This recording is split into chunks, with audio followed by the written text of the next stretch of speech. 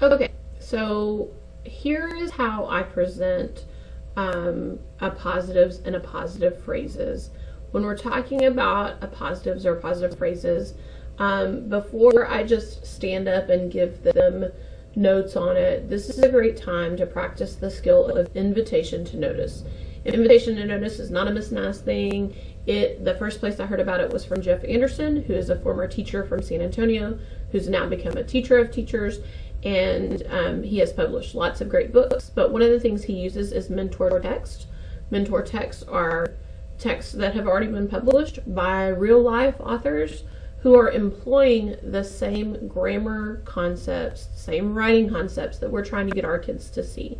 And taking a mentor text, especially a mentor text from something that they really love or that they're familiar with, is a great way to gain their interest, and then also to show them what they're doing is a real life skill.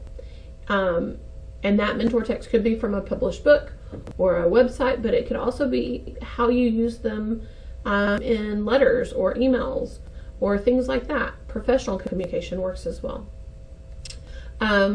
Before you get stressed out about mentor text and where do I find them, there are hundreds of blogs where you can find mentor text. Pinterest is full of them. You can kind of just type in what you're looking for and find some really easy because people have been collecting them. The other way you can do that is to have the kids collect them for you. Have kids take the book that they're reading. Everyone should be reading a book. When they find one, tell them to write it down on a Post-it note or an index card or a piece of notebook paper and turn it into you. And that's a great way to give them some extra credit that helps them, but also helps you. So now that is taken off of your plate. You don't have to go and search for mentor text. And I keep that up all year long.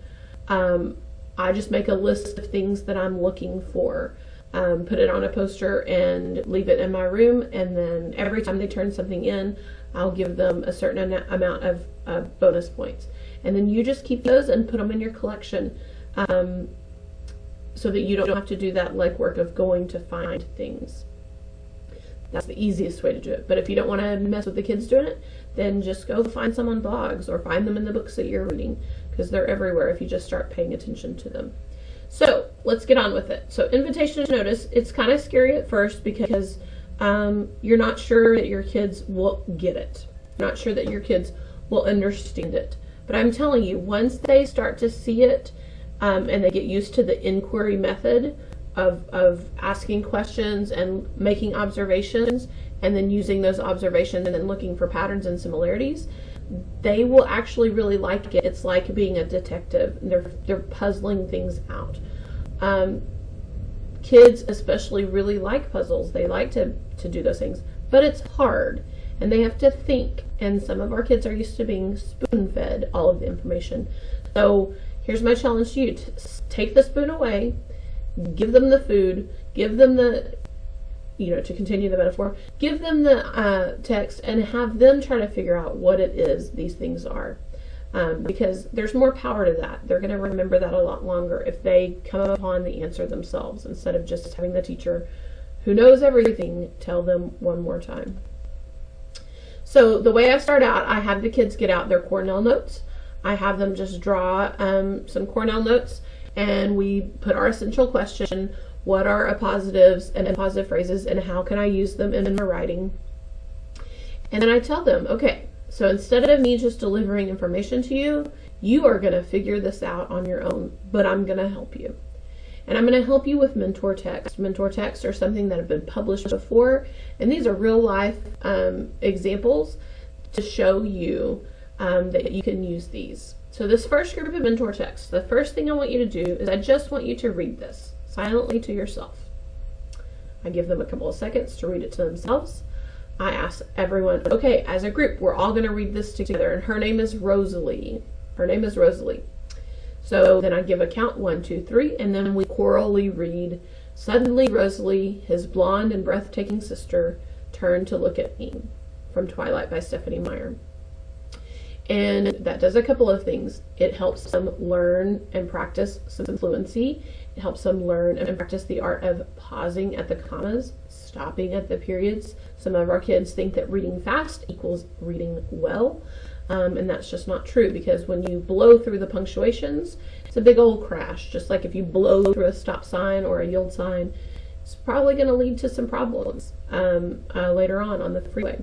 So it gives them a chance to practice. They hear it a couple of times, because in hearing it aloud, they're going to notice things that may be more apparent than if you heard or just overlooked them while you were reading silently. And I asked them, I want you to write down the things that you notice about how this is written. Just make a little bullet list. You don't have to write in complete sentences. How is this written? You're going to have kids who say, it's written in blue. You're going to have kids who say, Rosalie is capitalized, or suddenly is capitalized. You're going to have kids who even say, well, it's written with words. And the teacher part of you is going to want to say, well, of course those are. Those are obvious. And you're going to want to be really like, move on, let's get to the point. But if you shut down their observation, they're never going to risk another observation. So here's how you handle it. You say, yes, it is capitalized. We capitalize it because it's a name. What else do you notice? And well, it's written with words. Yes, all text is written with words. What else? You kind of acknowledge it and move on. Because if you shoot it down, they're going to stop. But eventually someone's going to notice that it has 2 commas. When they say that, you jump on it, because that's what an appositive phrase or an appositive, that's one of the markers, that's one of the clues. They may not notice that in the first time. Their observations and their noticings might be very basic or bland in the first one, because this is a new skill. It's the first one they've seen. They're not really sure what they're looking for. Some of your higher level kids may see those 2 commas and write them down.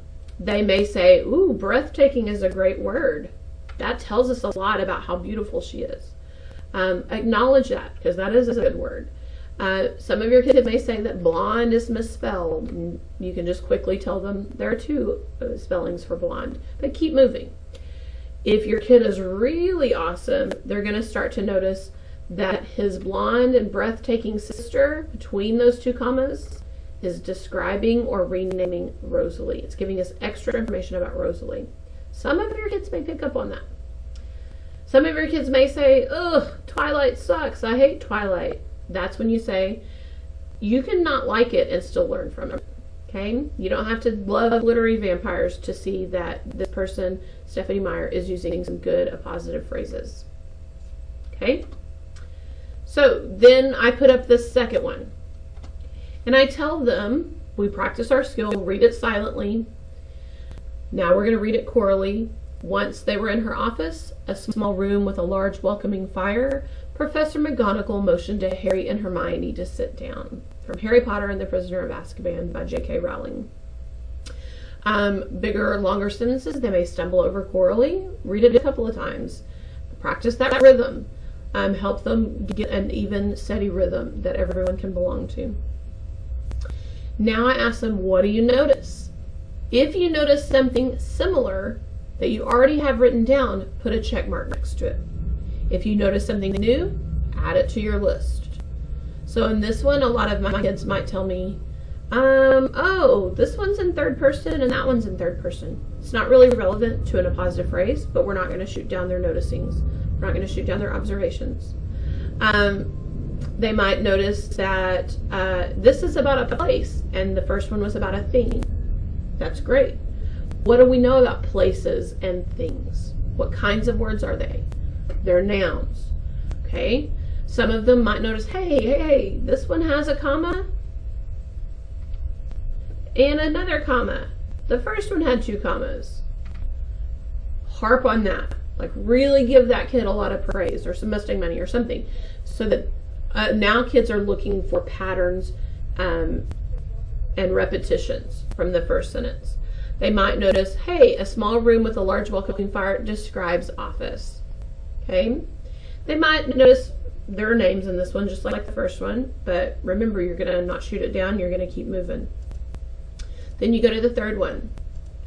Keith, the boy in rumpled shorts and shirt, did not know he was being watched as he entered room 215 of the Mountain View Inn. That's from The Mouse and the Motorcycle by Beverly Cleary. The first thing all of my kids said was, why is Keith getting me? He's got a stalker. Like, they're junior high. They're going to point that out and make a big deal about it. You say, well, I hope that stalker is really nice to Keith. In fact, the stalker actually turned out to be a motorcycle riding mouse, because you'll be shocked to know that how many kids have not read anything by Beverly Cleary before. So you can do a little book plug at the same time. But hopefully they notice, hey, just like in number 1, how Rosalie was right before this comma, now we've got another name right before the comma. And, oh, wait, I have another comma and another comma. Oh, wait, the boy in rumpled shorts and shirt is describing Keith. Oh, wait, these all have descriptions within 2 commas about something that's happening right before it, a noun or a pronoun right before it. And you tell them, if you see something that you've seen before, put a check mark next to it. If you see something new, write it down. And each of these, I usually give them about a minute to write down their noticings, their observations. Fudge, a portly little man in a long pinstripe cloak, looked cold and exhausted. Oh, hey, 2 commas. Oh, hey, description about the noun or pronoun in front of it. Oh, hey, there's another quote from Harry Potter and the Prisoner of Azkaban. We can assume that J.K. Rowling is really good at appositives and likes them.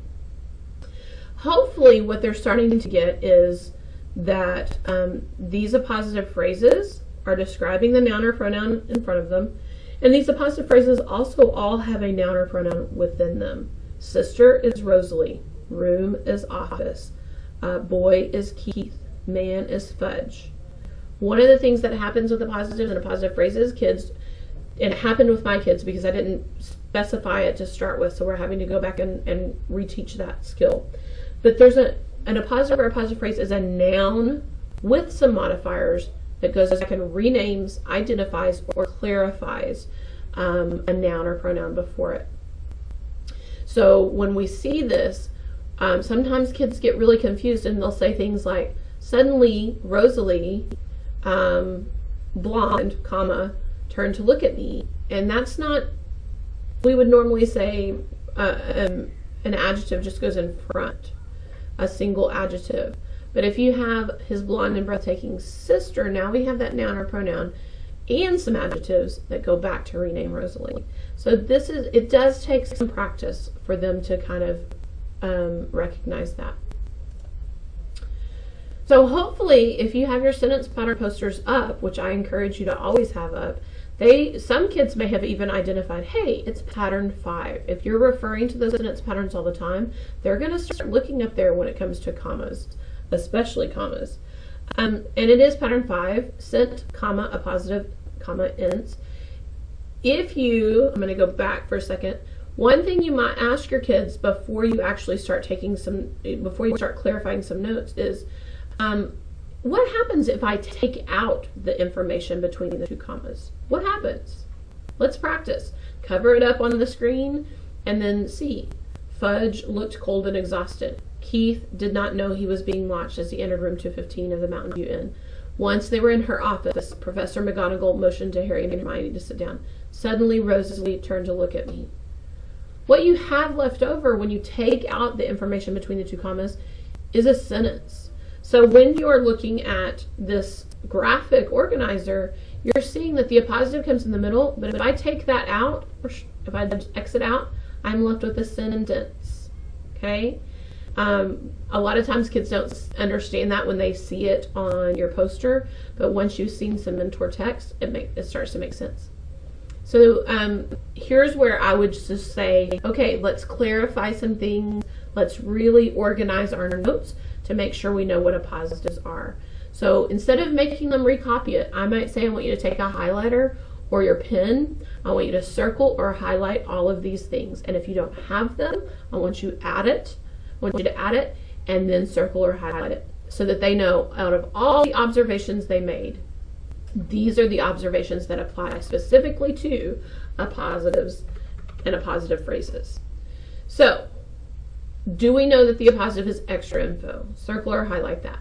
Do we know that it can be taken out and there's a sentence left over? Circle or highlight that. Or add it to your notes if you don't know, if you didn't already say it. There's a noun or a pronoun within the appositive, but it's not a complete sentence. Write that down or circle it or highlight it. It clarifies, identifies, or renames the noun or pronoun that comes in front of it. Write it down, circle it, highlight it. Here's an example. Miss Naz, comma, my English teacher, comma, is weird. Without my English teacher, I still have a sentence. Miss Naz is weird. But my English teacher clarifies who Miss Naz is or renames her. Miss Naz and my English teacher are the same person with different identifiers. Miss Naz is my name. My English teacher is the job. After this, I would have the kids practice. Put up some, use the Whiteboard Warriors PowerPoint slide that's in our folder, or create some opportunities for kids to practice and start them slow. Start them with some sentence stems that then they're just filling things in. Things that are comfortable. If you just say, okay, write a sentence with a positive phrase about cats, they're going to get completely lost. So practice several times with some stems, then start taking some things away until eventually you have like, okay, now write a sentence matching pattern 5 about cats or watermelons or unicorns or your school or whatever you want. But don't just throw a topic at them and then get upset when they don't really understand it. They have to practice the format, practice the format, practice the format. When you're ready to move on to pattern 6, and I would practice the heck out of pattern 5 and then move on to pattern 6, here are some invitations to notice, excuse me. And I just created some sentences because now that they have the inquiry method down, I want to just make sure that they have this. And to be totally upfront and honest, I did not have time to go look for mentor text because I haven't had the kids collect any mentor text for sentence, comma, closer, pattern 6. So I just made up some sentences. I went to visit New Orleans, comma, a beautiful but sweltering pit in the middle of August. What do they notice? Well, now they're noticing there's only one comma. Okay, so what do they know about commas? Well, they might say there's no lupus, there's no fanboys, so why is this comma here? And then you might put up the second sentence. Sally talked to Jake, comma, her current crush of the week. This one only has one comma. But notice how we're looking for patterns now. New Orleans comes in front of that comma. It's a noun or a pronoun. A pit is a noun or a pronoun. Jake comes in front of the comma. A crush is a noun or a pronoun. Mr. Thomas walks by with a fresh pepperoni pizza, comma, which is my all-time favorite food. Food is a noun.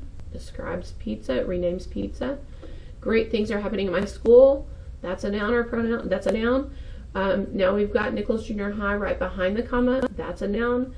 My school and Nichols Junior High are the same thing. Pizza and my all-time favorite food are the same thing.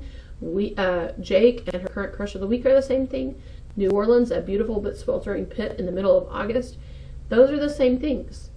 So hopefully, after they've gone through the inquiry method once, now they're understanding like, oh, this isn't a positive phrase, but instead of coming in the middle, it's coming at the end.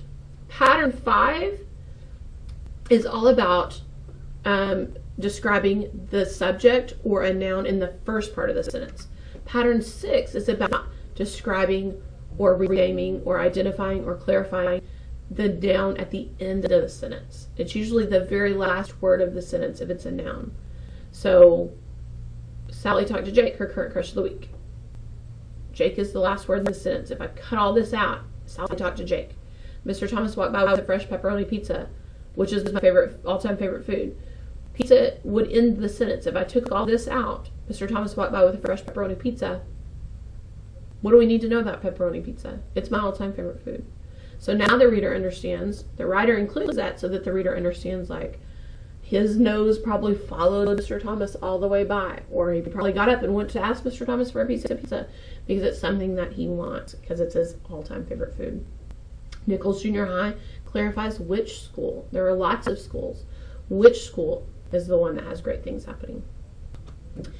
And then, so once they've noticed all those things, just like we did before on pattern 5, we're going to clarify and make sure they have all the pertinent information in their notes. But I would tell them, guess what? You don't really have to add that much because you have all these things about appositives and appositive phrases. So I want you to add the graphic. I want you to add the pattern 6. I want you to add down here. It comes at the end of the sentence. But everything else is still the same. If you look at the example sentence, there's no one weirder than Miss Naz. Now Miss Naz is not the subject of the sentence. It's coming at the end of the sentence. So I'm going to clarify right at the end of the sentence. My English teacher clarifies who Miss Naz is, or it renames her. Miss Naz and my English teacher are the same person with different identifiers, name and job. But now the appositive is just at the end. The appositive phrase is just at the end of the sentence. And instead of that second comma, now we have a period, because that's how we end sentences. So appositives and appositive phrases are really scary. They're going to freak out. When you've done pattern 6, put them on the whiteboards or on a piece of notebook paper and have them practice. I love the whiteboards because there's something cool about using the whiteboard markers. Make sure you lay out your classroom expectations, that they're not writing on themselves or the desk or anything else, just the whiteboard markers on the whiteboards doing the activity that we're doing. But have them practice pattern 6. I will say that my kids, for some reason, struggled with pattern 6 much more than pattern 5, but it's okay. Because then I tell them, I just want you to have a handle on this. I want you to be able to recognize it. If you don't like to use pattern 6, if you think it sounds odd, don't use it in your writing. Use pattern 5 instead. All of these sentence patterns are just different ways to combine things. You don't have to go around only speaking in pattern 6. Okay, so that's how I would do invitation to notice in my classroom, how I did it, how I do it all the time. Don't be afraid to let the kids discover some things for themselves. You don't have to be the sage on the stage. You're more than an information delivering robot. Make the kids do the hard work. You just be the guide that points them in the right direction. Remember, don't rush the process and don't discount their observations, even if they're ridiculous. Just kind of gloss over the ridiculous ones, or the ones that don't apply necessarily to appositive phrases, and reward and praise the heck out of the ones that do actually. Okay, we're going to maintain confidence with our kids, and we're going to guide them to this information instead of shoving it down their throats, because that's what they're used to, and that's what requires less thinking for themselves. So have a great day. Let me know how it works out.